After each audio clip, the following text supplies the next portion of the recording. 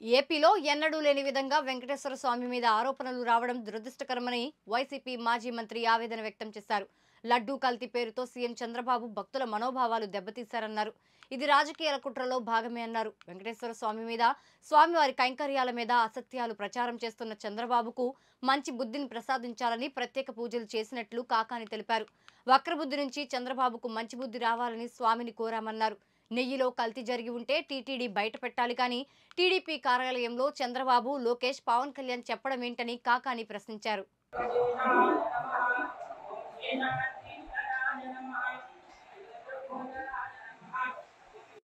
అందరూ చెప్పండి పర్వాలేదు. ఓం మమ సహ కుటుంబానం క్షేమ స్థైర్య వీర్య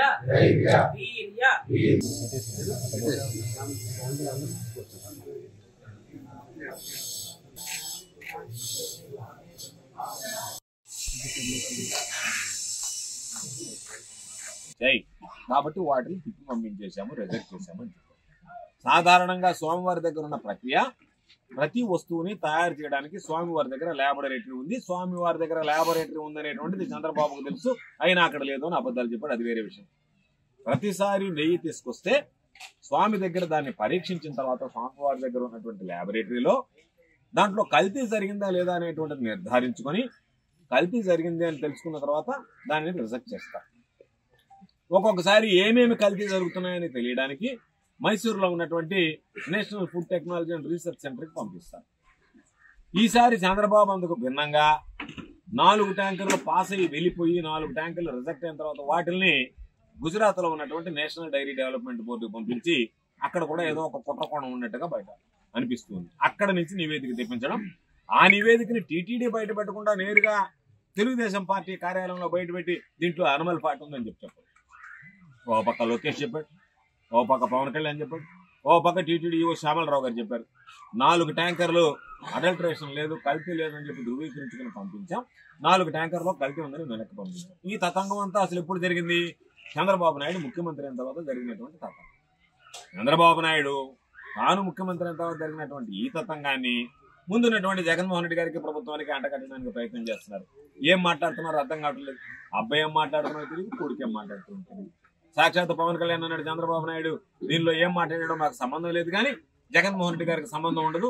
ఎందుకంటే ఒక ముఖ్యమంత్రిగా ఆయనకి ఈవోని లేదా తిరుమల తిరుపతి దేవస్థానానికి చైర్మన్ ని, పాలక మండలిని నియమించేటువంటి అధికారం ఉంటుంది కాబట్టి అంతవరకే ఆయన రూల్ అని చెప్పి ఒక మాట మాట్లాడాడు. లోకేష్ అదే దాన్ని ధృవీకరించాడు. ఆయన 4 ఏ నెంబర్లతో వచ్చినటువంటి ట్యాంకర్లను లోపల పంపించాం, ఏ ట్యాంకర్లతో వచ్చినటువంటి వాటిని వెనక్కి పంపించాం అనేటువంటిది కూడా స్పష్టంగా చెప్పాడు.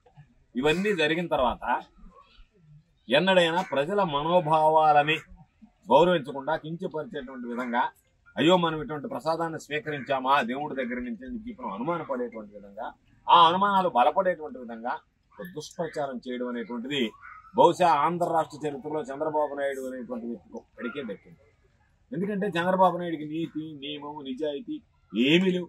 తండ్రి లాంటి మామకు వెన్నుపోటు పడిచినటువంటి చంద్రబాబుకి దేవుడిని కూడా ఉపయోగించుకోవడానికి కానీ, దేవుడి మీద కూడా ఏదైనా దేవుడిని అప్రతిష్ఠ పాలు చేసేటువంటి పనులు చేయడానికి కానీ ఎక్కడ వెనకాడు. ఈ నేపథ్యంలో జగన్మోహన్ రెడ్డి గారు ఒక పిలుపునిచ్చాడు. ఇది స్వామివారి వైభవానికి, స్వామివారి ప్రతిష్ఠకి సంబంధించినటువంటి విషయం కాబట్టి పూర్వ వైభవాన్ని స్వామివారు కొనసాగించాలి. ఎవరైతే పొరపాటు మాట్లాడారో వాళ్ళని శిక్షించాలి, వాళ్ళకి ప్రాయశ్చిత్తం జరగాలనేటువంటి విధంగా చంద్రబాబుకు మంచి బుద్ధి ప్రసాదించాలని చెప్పి రాష్ట్ర వ్యాప్తంగా పూజలు నిర్వహిస్తున్నటువంటి నేపథ్యంలో జగన్మోహన్ రెడ్డి గారు కూడా తిరుమల తిరుపతి దేవస్థానానికి వెళ్లి అక్కడ వెంకటేశ్వర స్వామిని దర్శించుకోవాలనేటువంటి నిర్ణయం తీసుకున్నాడు. దానికి ఏదో ఇప్పుడు చంద్రబాబు నాయుడు ఏదైతే శ్యామలరావు చేత చిలక పలుకులు పలికిస్తున్నాడో, ఒకరోజు వెజిటబుల్ ఫ్యాట్ అని, ఒకరోజు ఎనిమల్ ఫ్యాట్ అని, ఆ విధంగా కాకుండా వాస్తవాలు ప్రజలకు తెలియాలి. వాస్తవాలు ప్రజలకు తెలియాలి అంటే నీ ఆధీనంలో ఉండేటువంటి అధికారులు ఈరోజు ఈ విచారణకి న్యాయం చేయలేరు, విచారణ పక్కదారి పట్టిస్తారు. నీ బుద్ధి, నీ ఆలోచన, నీ దుష్ట ఆలోచన ఏ విధంగా ఉందో దానినే ముందుకు తీసుకెళ్ళడానికి ప్రయత్నిస్తారు. కాబట్టి దయచేసి నీకు మంచి బుద్ధి ప్రసాదించాలి వెంకటేశ్వర స్వామి. మంచి బుద్ధి ప్రసాదించి దీనిని ఏదో మసిబూసి మారేడికాయ చేసి దాన్ని ఏదో ఒక విధంగా ఒకరిని నిందించేటువంటి విధంగా కాకుండా దీనిని కేంద్ర ప్రభుత్వ సంస్థ దర్యాప్తులో ఉన్నటువంటి ఆధీనంలో ఉన్నటువంటి సిబిఐ చేత విచారణ చేయించాలని చెప్పి డిమాండ్ చేస్తున్నాం. లేదు అని పక్షంలో హైకోర్టు సిట్టింగ్ జడ్జి చేత కానీ సుప్రీంకోర్టు సిట్టింగ్ జడ్జి చేత కానీ. ఎందుకంటే దేశ విదేశాల్లో ప్రాశస్త్యం కలిగినటువంటి వెంకటేశ్వర స్వామికి సంబంధించినటువంటి ఆయన దేవాలయ ప్రతిష్టకు సంబంధించినటువంటి అంశం. ప్రతి ఒక్కరూ ఎంతో ఆప్యాయత, అభిమానం, అనురాగం, ప్రేమతో ఎక్కడ లేనటువంటి భక్తి ప్రపత్తులతో స్వీకరించేటువంటి లడ్డు ప్రసాదానికి ఇతర ప్రసాదాలకు సంబంధించినటువంటి వివాదం. కాబట్టి సాక్షాత్తు స్వామివారికి ఈరోజు దేశవ్యాప్తిగా ఉన్నటువంటి భక్తుల దృష్ట్యా ప్రధానమంత్రి గారు జోక్యం చేసుకుని దీన్ని చంద్రబాబు నాయుడు విచారణ కాకుండా కేవలం కేంద్ర ప్రభుత్వం ఆధీనంలో ఉన్నటువంటి సంస్థల చేత కేంద్ర ప్రభుత్వమే ప్రధానమంత్రి గారు పూనుకొని దీని మీద దర్యాప్తు చేసి వాస్తవాలు వెలుగు చూడాలి, వాస్తవాలు ప్రజలకు గమనించాలి. చంద్రబాబు నాయుడు కుట్ర, చంద్రబాబు నాయుడు మోసపూరితమైనటువంటి ముసుగు ఇవన్నీ ప్రజలకు అర్థం కావాలి అని చెప్పి ఈరోజు మేము డిమాండ్ చేస్తున్నాం.